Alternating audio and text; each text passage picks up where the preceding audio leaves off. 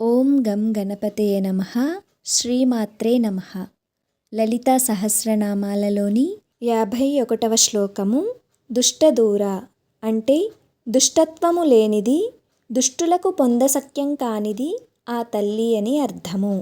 దురాచార శమని అంటే ఆ తల్లి చెడు నడవడికను నశింపచేసేది అని అర్థము.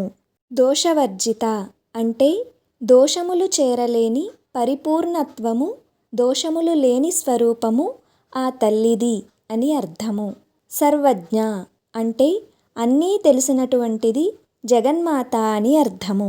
సాంద్రకరుణ అంటే గొప్ప దయ కలది అని అర్థము. సమానాధికవర్జిత అంటే ఎటువంటి అసమానతలు లేనిది జగన్మాత లలితా త్రిపుర సుందరి అని అర్థము. తర్వాత వీడియోలో మరింత అర్థాన్ని తెలుసుకుందాము.